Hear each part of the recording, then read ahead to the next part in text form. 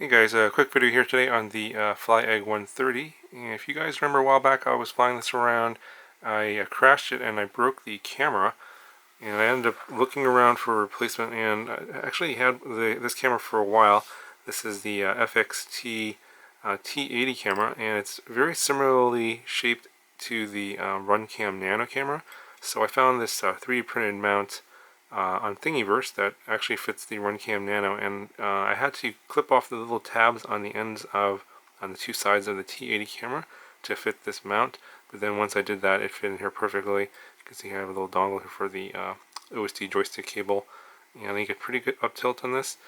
It's a very good camera. I did a review on that a few weeks ago, and I'll put a card in the corner. You can check out that video. But I went ahead and I reconfigured this a little bit. I moved the video transmitter to the bottom here, and then I have the antenna out the back like this. So instead of the antenna being attached over here, it's attached in the back a little further, and then that gives me, with the video transmitter down at the bottom there, gives me more space here for a receiver, and then I have the receiver antenna up high like this. So I have no issues with fail-safes. Now, connecting the camera was actually pretty simple.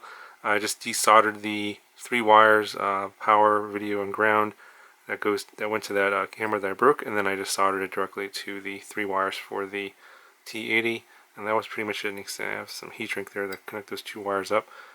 I went with the Gemfan 2540 props here for a 2.5-inch setup. I think this is a pretty good optimal setup here.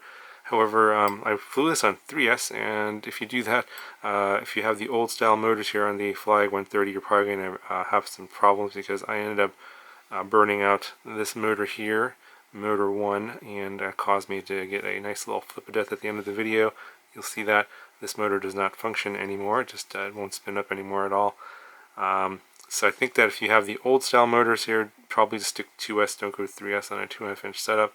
I know that the newer versions of the FlyEgg have the Sunny Sky 1104 motors, and those are much better, and I'm pretty sure those won't have any issues with the 2.5-inch prop on a 3S. So just warning you guys, if you have these silver can motors, they're pretty trashy motors. Don't fly it on 3S. You'll probably burn out a motor like I did. Anyway guys, I'll show you a little bit of flight footage from this and the camera as well. It flies pretty nice. Let me know if you have any questions, and I'll talk to you guys in the next one.